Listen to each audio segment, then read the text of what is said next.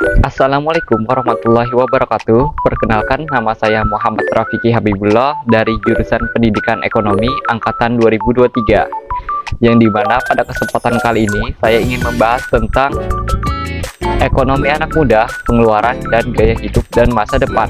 Topik ini sangat menarik karena menggambarkan bagaimana anak muda saat ini mengatur keuangan di tengah pengaruh gaya hidup modern.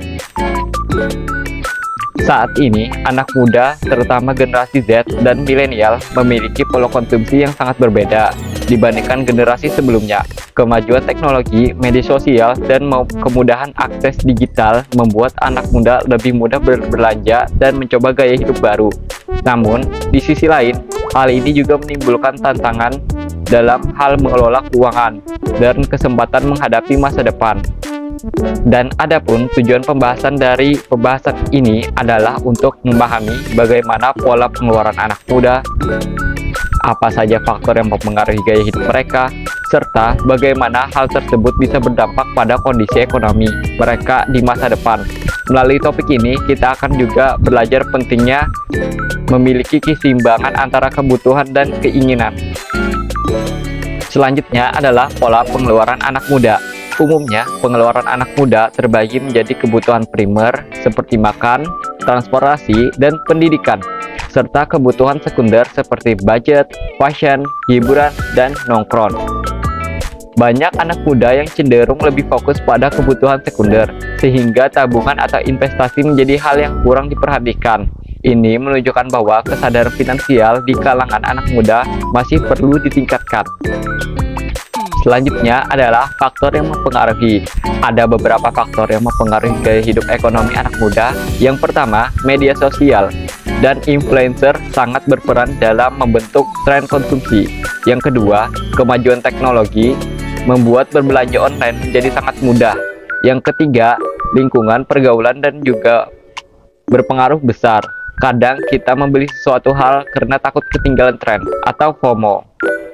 Dan yang terakhir, faktor pendapatan dan uang saku juga menentukan besar kecilnya pengeluaran kita. Selanjutnya, gaya hidup anak muda. Anak muda saat ini lebih menghargai pengalaman dibandingkan barang. Misalnya, lebih memilih traveling, menonton konser, atau menongkrong bersama teman. Pola ini sangat positif, tetapi bisa menjadi masalah jika tidak diimbangi dengan pengeluaran keuangan yang baik. Di sisi lain, mulai banyak juga anak muda yang sadar akan pentingnya gaya hidup produktif, minimalis, dan berinvestasi sejak dini. Selanjutnya, dampak positif dan negatif, di mana gaya hidup anak muda tentu membawa dua sisi.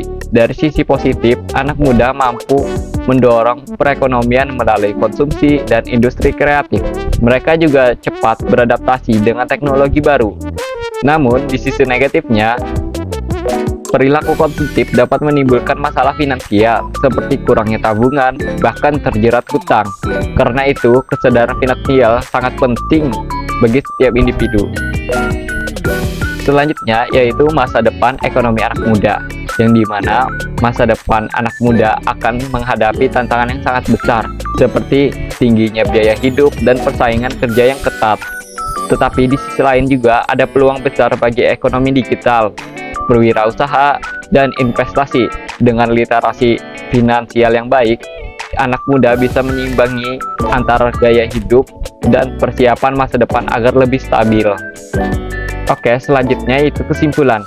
Yang dimana kesimpulan dari pembahasan ini adalah ekonomi anak muda sangat dipengaruhi oleh gaya hidup dan pola pengeluaran mereka. Jika kelola dengan baik, hal ini bisa menjadi kekuatan untuk pertumbuhan ekonomi. Namun tanpa kesadaran finansial bisa membuat ancaman bagi masa depan. Jadi, penting bagi kita untuk belajar mengatur keuangan sejak dini agar dapat menikmati hidup sekarang tanpa mengorbankan masa depan. Sekian dari saya, terima kasih. Wassalamualaikum warahmatullahi wabarakatuh.